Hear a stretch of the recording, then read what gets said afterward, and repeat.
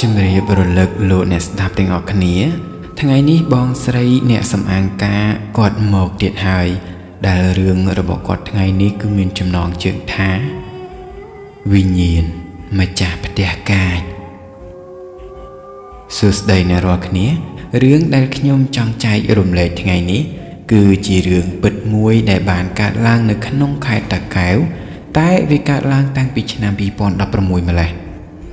កាលនោះខ្ញុំនិងក្រុមការងារបានទៅបួងនៅផ្ទះគេមួយដែលផ្ទះហ្នឹងគឺជាផ្ទះឈើខ្ពស់តែអត់មានរៀបក្រោមទេឯកម្មវិធីគឺគេធ្វើនៅលើពីសខាងក្រោមមិនមែនធ្វើនៅលើផ្ទះឡើយអញ្ចឹងហើយផ្ទះខាងលើនោះគឺត្រូវប្រើប្រាស់ជាកន្លែងអ្នកភ្នួងសម្រាកក៏ដូចជាតុបតែងខ្លួននិងបដូរសម្លៀកបំពាក់ឲ្យកូនកំលោះកូនក្រមុំនិងអ្នកកំដរជាដើម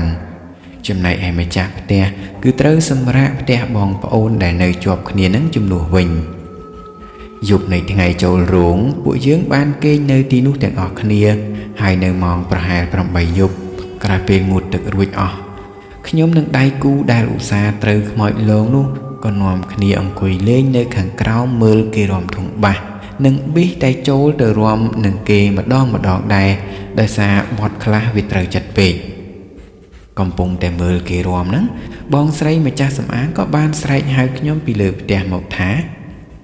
មកមើលទូរស័ព្ទខ្លួនឯងបន្តិច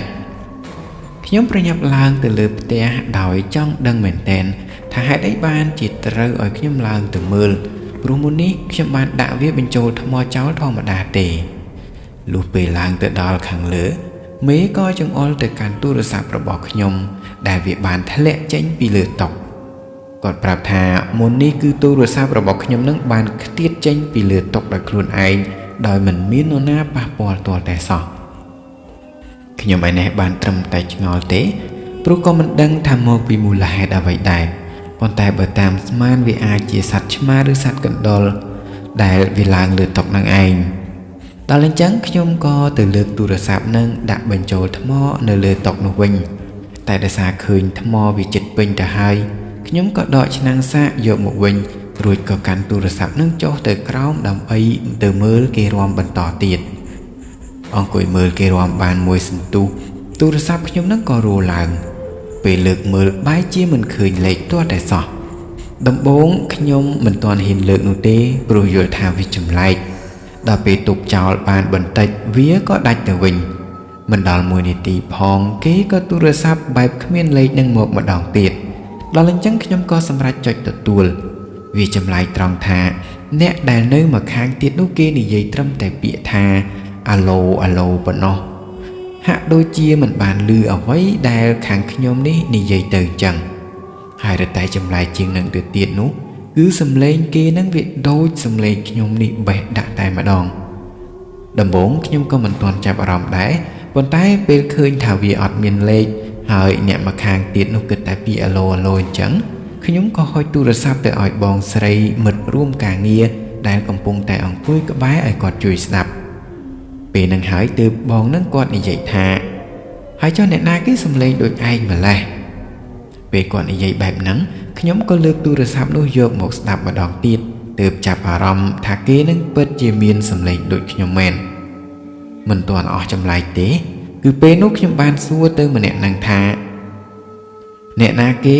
ហើយទូរស័ព្ទមកមានការអីហ្នឹងរួចទៅគេក៏សួរសំណួរហ្នឹងមកកាន់ខ្ញុំវិញដែលធ្វើឲ្យខ្ញុំនេះក្រញាញ់ខួរមែនទែនហើយភាពចម្លែកទាំងអស់ហ្នឹងវាមិនទំនងធ្វើឲ្យខ្ញុំខ្លាចទេតែជាក់ស្ដែងពេលនោះខ្ញុំពិតជាព្រឺសម្អល់ខ្លាំងមែនទែនរួចទៅខ្ញុំក៏ចុចអាក្រហមបិទចោលតែម្ដងហើយរឿងចម្លែកមួយទៀតគឺពេលមើលទៅភាគរយថ្មបែរជាឃើញវានៅសល់តែជាង 10% ប៉ុណ្ណោះវាមិនទំនងទាល់តែសោះដល់អញ្ចឹងខ្ញុំក៏ឡើងទៅលើផ្ទះវិញដើម្បីបញ្ចូលថ្មទូរស័ព្ទនោះដោតខ្សែឆ្នាំងសាកមិនទាន់នឹងបានបោះជំហានដើរចេញពីកន្លែងនឹងផងទូរស័ព្ទខ្ញុំស្រាប់តែខ្ទាតចេញពីលើតុហាក់ដូចជាមានអ្នកណាគេយកដៃគ្រវាសចេញអញ្ចឹងពេលហ្នឹងខ្ញុំនៅមិនទាន់ដើរទៅរើសទូរស័ព្ទនោះទេគឺនៅមើលមុខមេហើយនឹងបងជាកូនជាងដតីសិនមើលហ្នឹងខ្ញុំអត់មាននិយាយអីទេប៉ុន្តែម្នាក់គឺយល់គ្នាស្រេចតែម្ដង បន្ទាប់ពីមើលមុខគ្នារួចហើយទើបខ្ញុំដើរទៅរើសទូរស័ព្ទហើយពេលហ្នឹងមេខ្ញុំដែលកំពុងតែគេងចុចទូរស័ព្ទលេងសុកគាត់ក៏បានក្រោកអង្គុយនឹងលើកដៃសំពះនិយាយថាកុំប្រកាន់កូនចៅអីកូនចៅមិនមែនមនុស្សអាក្រក់មកពីណាទេកូនចៅគឺជាអ្នកភ្នួងដែលគេជួលឲ្យមកតុបតែងខ្លួនប៉ុណ្ណោះហើយបើមានទោសខុសនិយាយលើសលួសត្រង់កន្លែងណាដោយអចេតនាក៏សូមកុំប្រកែប្រកាន់អីព្រោះកូនចៅមិនមែនភ្នែកទៅត្រចៀកទៅដែលដឹងគ្រប់រឿងនោះទេដំបូងឡើយគិតថាការដែលមេនិយាយបែបហ្នឹងប្រហែលជាបានផលប្រហែលជាមិនមានរឿងចម្លែករឿងគួរឲ្យខ្លាចអីកើតឡើងតទៀតនោះទេទើបពួកយើងមានអារម្មណ៍ធូរស្បើយឡើងវិញច្រើនតែមានអញ្ចឹងឯណាយប់នោះក្រោយពេលគេងលក់ទៅពួកយើងទាំងអស់គ្នាក៏បានជួបហេតុការណ៍ដ៏រន្ធត់មួយដំបូងគិតថាវាគ្រាន់តែជាការយល់សប្តិប៉ុណ្ណោះប៉ុន្តែវាមិនមែនធម្មតាបានយល់សប្តិឃើញស្ត្រីវ័យប្រហែល50ឆ្នាំម្នាក់កំពុងតែអង្គុយផ្អែកជញ្ជាំងមើលមកពួកខ្ញុំដែលកំពុងគេង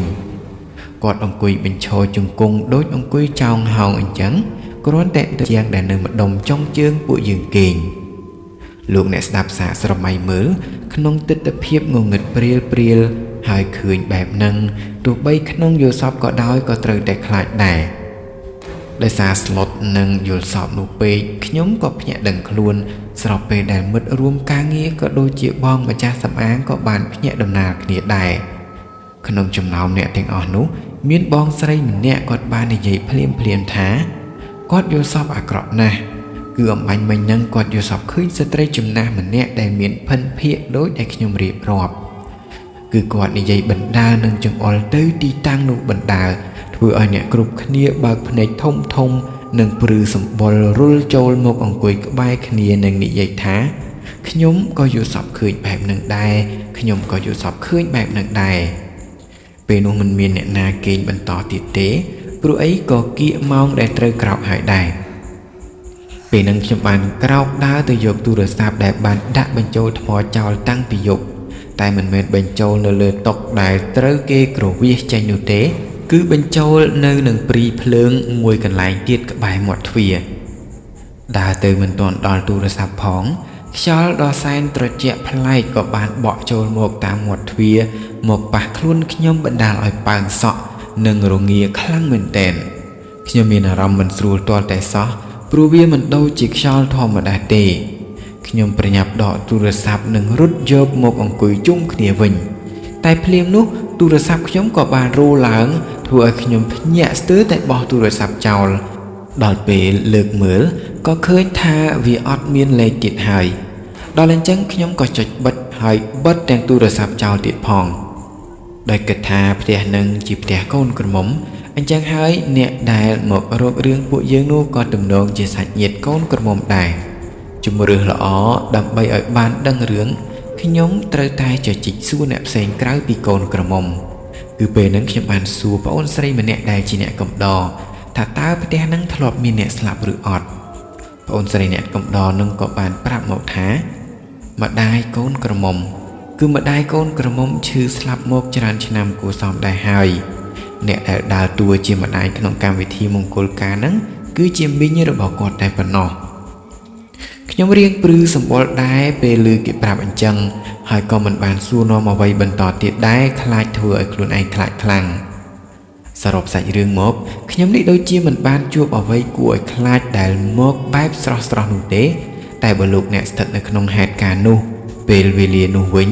មិនដឹងថាអាចទ្រាំបានប្រហែលពួកខ្ញុំឬអត់ទេបាទរឿងរបស់បងស្រីក៏បានមកដល់ទីបញ្ចប់ហើយអរគុណលោកអ្នកដែលបានចំណាយពេលស្ដាប់សូមគោរពលាជួបគ្នាវីដេអូបន្ទាប់